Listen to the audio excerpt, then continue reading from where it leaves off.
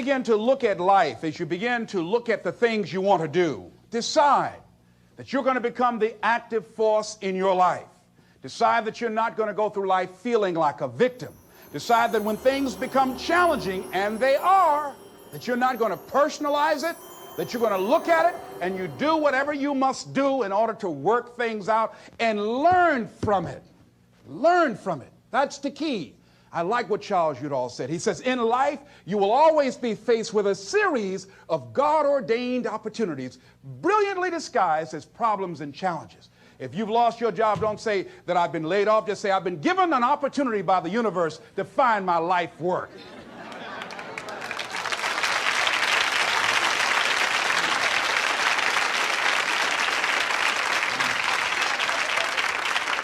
So as you view all of the things that happen to you as an opportunity, now you're taking it from a different perspective. Now you become an active force in your life. Now you are the one, rather than running from things as they begin to change, you become a change driver because you know that you've got the power within you to make the difference. This force, this power, this energy that you have, that's more powerful than anything that can ever happen to you. You're more powerful than your circumstances or anything that you can experience right now. Decide that you're going to commit yourself to act on your ideas, to become happy. Commit yourself to live your dream. Commit yourself to become the architect of your future.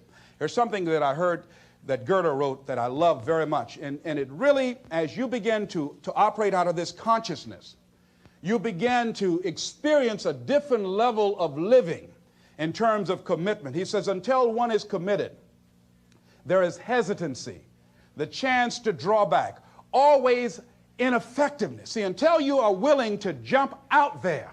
Somebody asked me, how do I do that? I said, no. You don't need any answers now. You need to make the commitment. Once you make a commitment, then life will give you some answers. You can't decide just going to sit on the side of the pool and just stick your toe in. No, you've got to be willing to make the leap. Most people don't want to do that. They want to sit on the side and say, tell me, is it cold out there? Is it rough out there? Come on out and see. See, no, you want to decide to make that commitment, because then that's when you become involved in the learning process.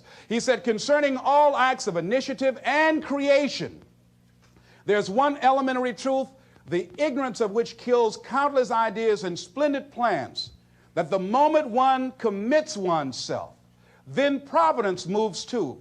All sorts of things occur to help one that would never have otherwise occurred. He said, whatever you can do or dream you can do, begin it. Boldness has genius, power, magic in it. Begin it now. I read a book by Dr. Johnny Coleman that says, it works if you work it.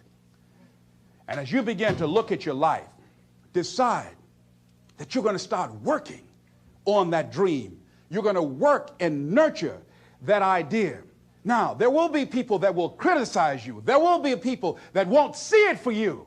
But I say to you, don't let them turn you around. Shake somebody's hand on your right and left and say, don't let nobody turn you around. Yeah. That's key. Because people will try and turn you around. Hello? People will try and turn you around.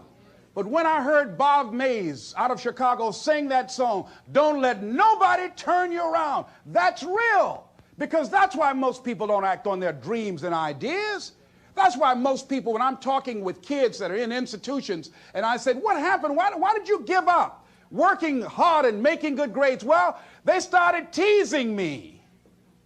And they allowed that peer pressure to cause them to scale down their dreams and their ambitions. They started following the crowd. That's why many people don't do the things they want to do. A friend of mine, he wanted to become an actor all his life. He let someone convince him, you can't become an actor. You go out to Hollywood, they'll swallow you up. It's too competitive. Thousands of unemployed people out there.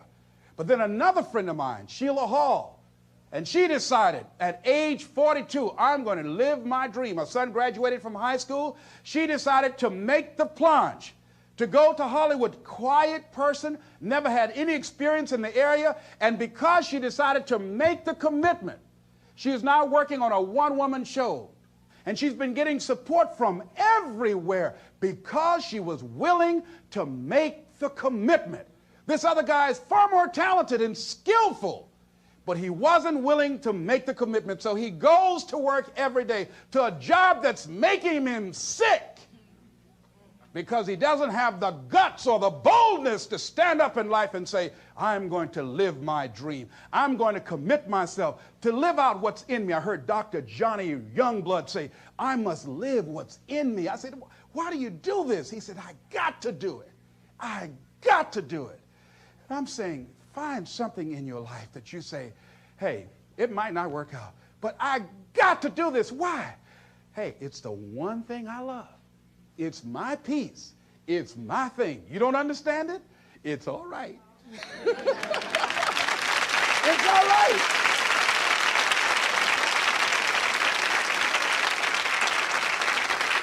You don't need anybody to understand it. You don't need anybody to approve you.